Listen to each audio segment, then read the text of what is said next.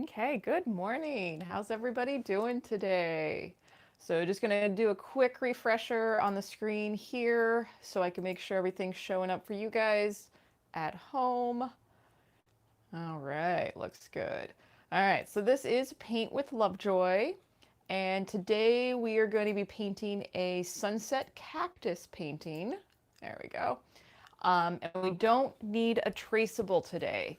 So a little bit of what you're looking at on the screen. We've got our colors and we're gonna have a pretty colorful sunset background, and then we'll use black for the silhouette of our cactus or cacti. And I'm on an 8x10 canvas or a canvas panel. So it's kind of on the thin side. The stretched canvas will be a little bit higher. And I am reusing a canvas. So on here, you can actually see some of the texture, maybe some of the other colors that are shining through. And then you can see where I started to draw a drawing, and then I think it ended up going off the edge of the canvas, so I had to redo it. So if you would like to reuse some of your canvases, there is a link in the box, in the description box below, on how to re-gesso, repurpose one of your canvases. And for my beginner painters, reusing your canvases is a nice way to save some money, get a lot of practice, and then that way you can have, 3 or 4 paintings, and then you re-gesso it, and then you do another painting on top. If you are making any of your paintings as a gift, though, I highly recommend that you save your re-gessoed pieces for practice pieces, and for gifts, go in and use a fresh canvas just so it looks nicer since you are giving it as a gift. All right, so let's see if you guys have any questions today. Please feel free to leave a comment in the chat. And let's see, we've got Chloe and Denise and November Burke, 67, and Tammy. So thank you guys so much for jumping on, and hopefully I pronounced that name correctly. I am known to mispronounce everybody's name, even if it's a straightforward name, so just advance apology. Hi, Neva, thanks for jumping on. So for today, like I said, we're going to do kind of a really bright, colorful background. You get to be an abstract painter as we fill this in. And then when we put the silhouette of our cactus on, that's when it kind of solidifies our composition. So because I'm on a smaller canvas, I am using smaller brushes, but I'm on my medium, my small flat brush. And if you're on a larger canvas, just, use a larger brush, but feel free to switch out your tools to be appropriate for the size canvas that you're using. And we're going to start with kind of our light sunset colors here, and then we'll get darker as we get into some blues and purples at the top of the canvas. So as we're filling up the canvas today, I want you to try a few different brush strokes. We've got the full width of a brush stroke, or turn it sideways, and you'll see me use this one quite a bit today. It makes a little bit of a skinnier line. And then when I teach classes, everybody's favorite stress relieving one is literally just making X marks and slapping your brush on your canvas. If you have any frustration, any anxiety, anything that you need to just get out of your system, the X marks brush application, brush stroke application is highly beneficial. But try all 3 brush strokes, and just whichever one's feeling a little bit more comfortable for you, play with that one. So we're going to be filling in probably the bottom 2 or 3 inches, and we're just kind of slapping it on there. And I mixed probably about equal parts yellow and white. Yours might be a little lighter or brighter yellow than mine. Does not matter. We're just going for our light colors first, and then we'll be getting darker from here on out. Now, if you are on a stretched canvas and you've got, probably about a 1/4 inch on the edge, I do want you to carry that color around the sides, the tops, and the bottom. That way it just looks really nice hanging on your wall, having that color wrap around the edge. All right. Oh, and we got some more people jumping on. Excellent. So we've got Neva and Kyla and Annette and Beverly. Awesome. Awesome.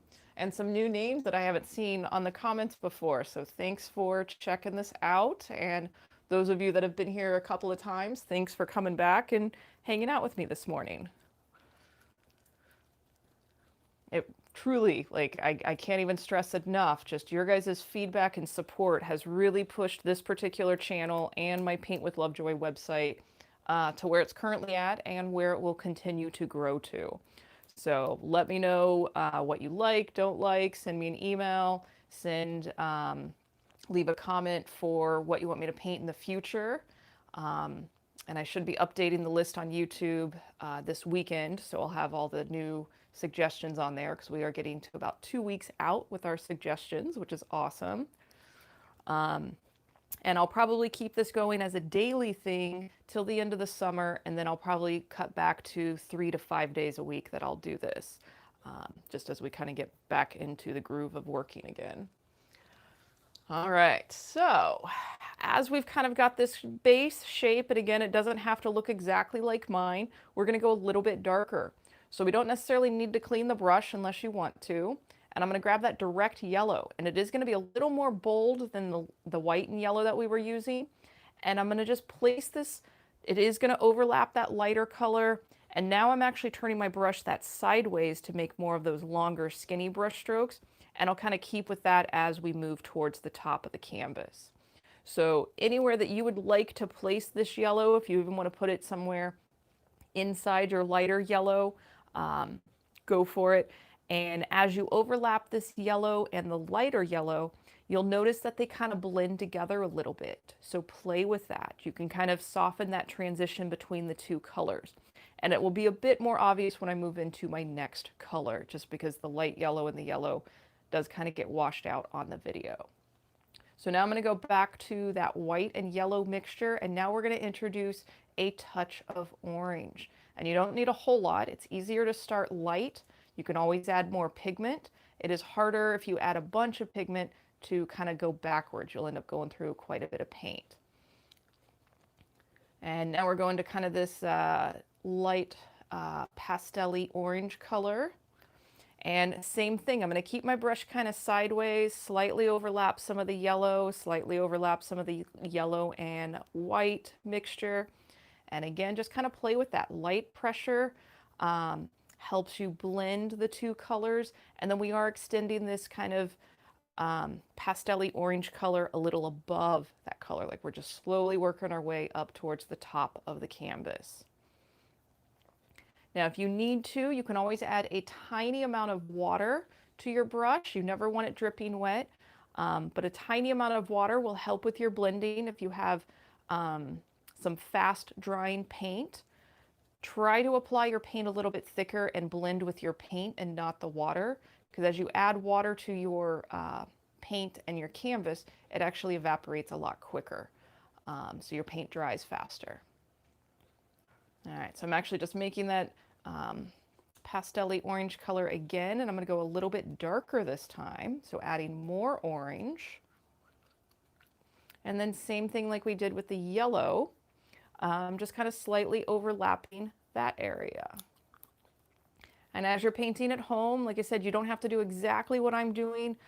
Just mimic it close to your, close to what you're seeing here. Mimic it to the best of your ability. But just have fun, and you have full permission to deviate from anything that I recommend or talk about or say. I'm just more excited that you're actually painting, that it's more important about the process of painting than what you actually paint. Right. And let's see, so let's now go in with some of that direct orange. And again, it's going to overlap a little bit. If you're holding your breath right now, take a big inhale, relax. It's pretty awesome that you're painting. I'm proud of you for painting at home. And let's take some of this orange up here.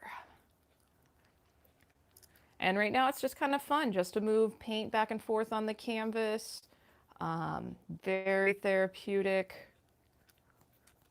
You kind of forget about the world while you're painting, and that's probably one of the best aspects of painting and why I try to encourage more and more people to paint. So with this video and any video on my channel, you are more than welcome to switch out colors, use different materials. If you want to use crayons or markers or colored pencils to create these, please use whatever you have. Like I said earlier, it's just more important that you actually get creative and just zone out from the world for a little bit. All right, so I am just cleaning my brush just because I had a certain amount of buildup that was happening, and we're going to be moving into the orange with a little bit of red. And you'll notice that the red, tiny amount of red, goes a long way. So I usually kind of push it on the side and then start putting the red in there. And again, we're just going for a little bit darker, a little bit more red than what that original orange was. And this is getting us into what we call a burnt orange with that red hue to it. And then same thing, we're just going to kind of keep building our colors on top of this. And if you're inclined to put some of this darker color in a few other areas on your canvas, go right ahead and do that.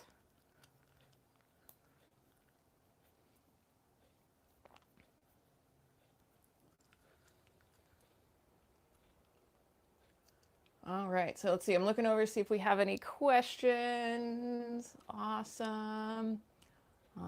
Hi, Mike. Hi, Aesthetic Painter. Hi, Photography Queen. Excellent. So let's see. Oh, we do have a question. The library. So on my Paint with Lovejoy website, that's my online school. If you scroll down, you might have to go, I think it's on the second page, just because I was trying to keep the more popular bundles and painting courses on the front page. But scroll down and you'll see the library. I have a color mixing library. It's $10. You have lifetime access to it.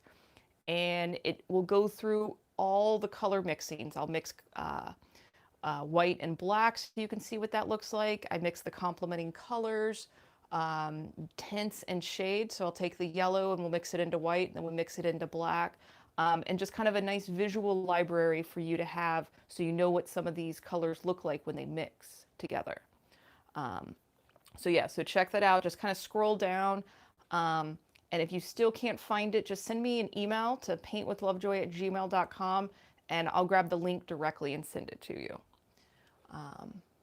Awesome. All right, so now we're actually moving into the red. We went from the red orange, now moving into the red. And as I've started to fill up a good majority of this space, I'm actually going to skip the blue and go right into purple and red. So we'll have kind of a nice warm purple at the top of our canvas. And then remember, if you are on a stretched canvas, keep continuing that color around the sides. And as you're looking at your canvas, if you realize that, oh, maybe I want a little more yellow here, clean your brush, go back and add your yellow. Because after I add the purple up here, I'm going to recommend that you do everything that you want to your background while your background's wet before we move into our silhouette design of the cactus. All right, so yeah, I think we're just going to move right into the purple now. So I'm going to take some of this red, mix some of the purple in with it, because that purple's pretty dark on its own. There we go. And I'm going to fill in this rest of this portion of the canvas on the top with this red purple mixture. And then I'm actually going to come back in with some of that direct purple and lay it right on top, because I do want a bit more of a distinction for this transition. I want a little more purple up there. All right, so yeah, we kind of have that space filled in, but this isn't dark enough for me. So I'm taking that purple just by itself, and this is what we call wet on wet blending. And this is what we've been doing as we've filled in the entire canvas. So you slap some of that purple on there and then move your brush and you're mixing it directly on your canvas and just kind of playing with it. So as I kind of add a little bit more, I'm going to come back to the few places that I can see the canvas showing through and go back to that color. But do whatever you want to your background, all the blending, all the color choices now before we move into painting our cactus with black. And again, if you want any of these colors kind of shooting down into other areas, if you want some of the orange that might shoot up into the red, go right ahead and do that. And as you're doing this, get in the habit, get out of your chair, prop your painting up, and step away from your painting and look at it from a distance of 5 to 10 feet away. And this is the normal viewing distance for artwork and most things in life. So as you're creating, remembering to see it from that perspective, since that's how everybody that looks at it's going to see it from that perspective. Viewing it as the artist, as the creator from that perspective helps you in changing and adjusting what is needed. So as you look at that painting from a distance, do you go, oh, do I need more yellow here? Do I need more orange here? You're conversing with the canvas. So find out what it needs. You talk to yourself a little bit. It's part of the craziness of art. But but just kind of find what's working and not working and what you need to adjust. So kind of like I was saying, if you want some orange in another area. So I'm going to I clean my brush, grab some of that orange, and you can go right over the red. It will do a little bit of blending, but you can come back and add anything that you want to your background, like I said, before we move into the next step. And I'm just actually making sure that I'm going over these lines so we don't see those later. So I'm actually moving back to the yellow and orange and white mixture. And if you have to mix your color a second or third time because you're going back into these areas, don't stress about this kind of sherbety orange or pastel-y orange being exactly the same.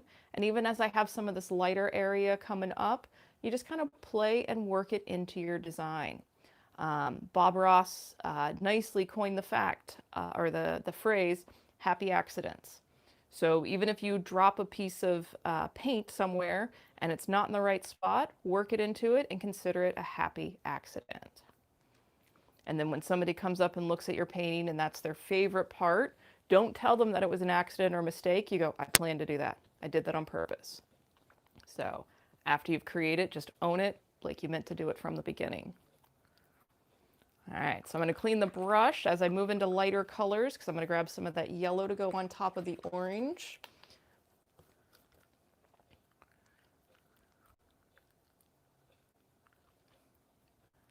And no matter what you paint today or for any of my videos, please email me photos of what you paint. Email them, paintwithlovejoy@gmail.com, or tag me in any of the social media outlets. With all the collages that I've posted of your guys' paintings, it's encouraged so many people to get out and try painting that have never painted before. So your photos, your progress, your encouragement truly help other people to give painting a try. Because I'm a professional artist, most people don't believe me when I tell them I can teach them to paint, but they will believe you. So I need you to spread the word, because painting does create more relaxed and chilled out individuals, and we need more of that in this society. We need more good conversations to make things happen. All right, so I'm just actually going back to that orange. I just want a few little spots here. Then we're going to be moving into the main composition of our subject matter today. So we'll be moving into black paint. And I do recommend that you take progress pictures and go back and look at those progress photos and notice what each image looks different, how it looks different as you add a new color or a new element. So it's pretty cool how this looks nice, bright, awesome, and then it'll change and look even cooler once we start putting that silhouette of our cactus on there. All right, so far that looks pretty good. All right, looking in the phone. When I look in the phone as I'm filming, that's the same thing as looking at it from a distance. So something you can try as well. We don't have to be perfectly straight. We're going to have a few little angles. And then we're going to be doing the saguaro cactus. And those are the ones that kind of look like stick figures. So we'll do our figure in the center, and then it's got these big beefy arms that come out. And the saguaro cactus actually have so many different arms that come out that they make such cool silhouettes. And if you've never gotten the chance to drive through southern Arizona or the high desert to see, or low desert to see some of the saguaro cactus, it's definitely worth it. So try to find your way to one of those places to check it out. The Saguaro National Park is actually awesome down by Tucson. All right, so we're going to be making our ground. So come over to the left-hand side, bottom left-hand corner, and we're going to go up, let's go about 4 or 5 inches, make a little mark. Then we're going to go over to the right-hand side. Let's go about 3 inches, 2 or 3 inches, make a mark. And then we're going to go back to the left-hand side. I don't want you to think too much. We're not going for a straight line. And I want you to just wing it. Don't think. Just plop your brush on that dot and then find your way across the canvas. And then we're going to come in and fill everything from that line, that black line, to the bottom. Fill it in with your black paint. And even just adding this, the ground, the solid black to the bottom of the canvas, Notice how it looks different after we get rid of this light area. So as you notice how images look different based on what color you have added to it, you're strengthening your own power of observation, you're strengthening your own skills of watching a painting evolve, and then you're also witnessing color theory, because as soon as we add this black on here, it completely changes the way the yellow looks and everything else. So with color theory, that's the concept that we interpret our colors based on the color right next to it. And our interpretation changes based on the color that's next to the color you just applied. And there are artists that spend their entire careers on color theory. I've certainly spent many, many years diving into that concept, and I find it fascinating. So anything that you find interesting in the art classes that you take or creative exploration, it's really up to you to kind of dive further into those topics that intrigue you. And you can never learn too much. You can never stop learning. I'm convinced that when we stop learning, that's when we stop growing and start aging. So keep learning. Keep your mind active. All right, so we're going to move into basically our stick figures of our cacti. And I'm going to stick with this brush, and I'll be using it sideways to make some of these long lines. But if this is too much for you, feel free to jump down to the small pointy brush. And no matter which brush you're using, you do want to kind of play with the pressure of your brush. Light pressure is going to be a skinnier line. More pressure is going to be a fatter line. So as we're making these lines, in order to keep your hand kind of steady, you can put your pinky out, put that somewhere on a dry spot and use that as your pivot point, or rest your forearm against the edge of the table to help give you a little bit more support. So kind of find what might be comfortable for you. For this one, since I'm actually doing the long lines, a lot of times I like to put my hand out and then I just use that to kind of pull down. So that's probably what I'll be doing today. All right, so you can add as many or as few cacti as you like. And in certain places in the desert, they do grow in little clusters next to each other. And then there's other places where you're going to see one miles away from another one. So it just kind of depends on the climate. So you get to decide how lush your desert environment is by how many cactus you want. All right, so again, I'm putting that finger out for my steady pivot point, and I found it easiest if you kind of figure out your place where you want your cactus to end. That's where we're going to place the brush, and then we're just basically pulling it straight down. And if you get a little bit of a wiggle in there, that's okay.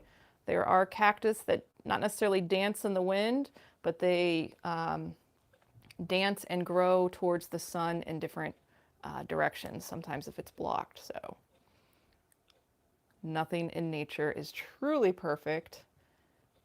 The perfection is in all the unique details. All right, so we've got our base on there. I'm actually going to make this guy a little bit wider. So going back up to my line, maybe a little more pressure with my brush, making this a little bit wider. And if you have to go back over to fill in any of that texture of the canvas, go right ahead and do that. And then for the arms, you can think about muscle arms, basically. We're going to start on the left-hand side. Think about the left arm. Again, start kind of where the hand would be. Come here, and that might be the elbow, and then it's going to curve back towards the, I guess it would be called the stem, the main stem of the cacti. And like I said, these grow in so many different directions and angles. They don't always have to look exactly the same. But pretty cool how that bold black just changes and solidifies our composition. All right, maybe we have a few back here. And as you move into smaller ones, if you need the pointy brush again, go right ahead and grab that.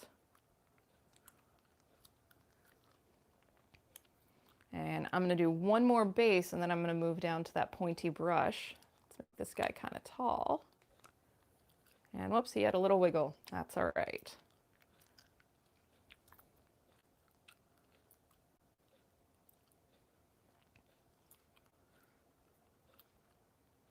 And just enhance his little wiggle. All right, so moving into the pointy brush, so I can get the arms on here. And on some of the cactus, you know, this one's, I would say, kind of a clean cactus with very distinct arms. But in real life, some of those cactus have some crazy, like 5 arms coming out of one little section. I know it tells a lot of the environment about what happened, the waterfall for that year, or, you know, the sun conditions, heat conditions. So feel free if you want an extra little arm hanging off any of your little cacti. That does happen naturally in the wild. So, and then just kind of have fun. Are your cactus dancing? Are they hanging out in a group? Do they have a story attached?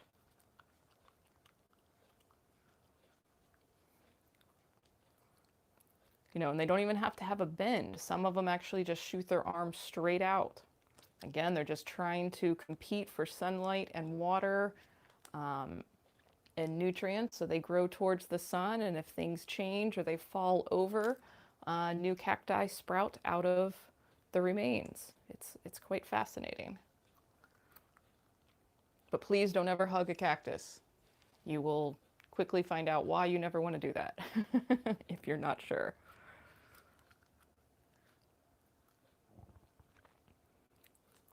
All right. Let's see. I feel like I want to put another one here. Let's get another little dude up there. All right. So let's see. Let's throw that large brush in there. I'm going to clean up a few of these areas, and I think I am going to put, maybe we'll put a sun right here. Nah, or a moon. I've got a few images that I was looking for reference that had the moon and the sun in there. But I'm not quite feeling the moon on such a red sky. But if you feel like adding yours, go right ahead. And if you even want to do little dots for your stars, if you even want to redo this with just the yellow and orange, and then instead of the red, maybe you do the blue sky, so it's a bit more indicative of a sunrise. But yeah, feel free, change it whatever you want. And in the desert, there are a few places where you have a little bit of desert grass. So I'm just going to kind of break up our horizon line, our ground line, just a little bit. And if you want a few ravens in your sky flying, we're just going to imagine that they're ravens. But you can have your birds in the sky.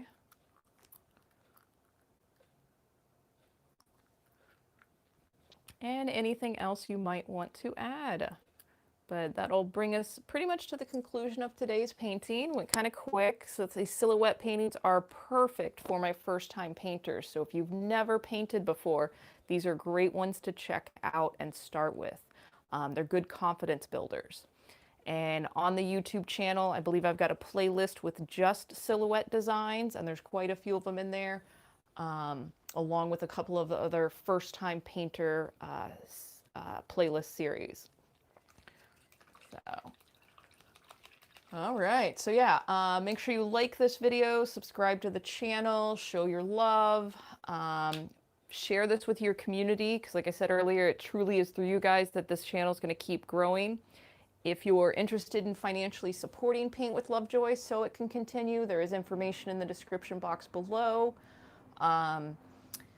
Again, let me know any suggestions of what you want me to paint for these demos in the future, and I'll add it to the list. I do like that all of these have been viewer requests, and you guys have challenged me on a few of them because they're not normal subject matters I like to paint, but it's been great. So we're going to keep each other growing. All right. Oh, and I see one coming in. Yeah, I'll throw a raven on the demo list. Good call. So I hope you guys have a great day, and we'll catch up with you tomorrow for the weekend. And be safe out there, have fun, and I'll catch up with you tomorrow. Cheers.